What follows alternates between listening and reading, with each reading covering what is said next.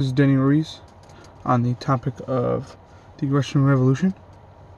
The start of the Russian Revolution came from a time of hate for the Tsar and the war. The reasons people hated the Tsar was because of how he had full control over the army during World War I, how there were food shortages, and how Rasputin had a lot of control over the royal family, and how he let all this happen. Now, during the war, they were not prepared because the people fighting were peasants and workers, or just anyone who could fight. Before the war, though, Tsar Nicholas wrote the October Manifesto, which brought the groundwork for the protection of civil rights, the creation of a constitution, and the establishment of the parliament called Duma. This helped him keep power for a little bit longer, but some of the revolutionaries, influenced by Karl Marx, saw this as too little, too late. 9 years later, during World War I, located at the front of Petrograd or St. Petersburg, were mass amounts of soldiers and hungry workers. This place was soon to be known as the power keg of despair and anger with any of those in power.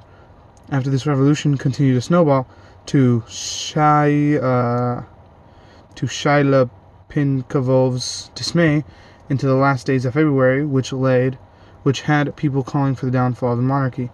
During this, authorities opened fire on crowds that could have been contained if they would have just avoided the conflict with them, but instead killing people was a good solution to them.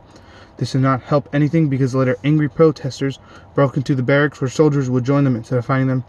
Because a lot of this was going on with success, people thought that this was a socialist party influencing this. But in fact, this was put together by peoples whose names didn't even go into the history books, like students and workers. On February 27th, they marched up to the seat of Duma looking for leaders. The Soviet, a council of workers, would be elected in.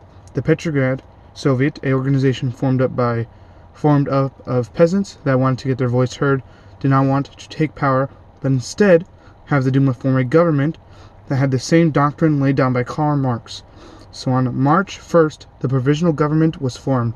Duma soon forced the Tsar to stand down, which led him and his entire family being killed on July 16, 1918.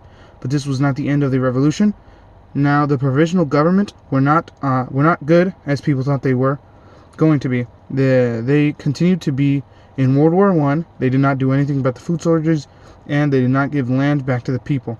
So, led by Vladimir Lenin, the Petrograd Soviet launched a coup d'etat on the provisional government, which in the end went well for them.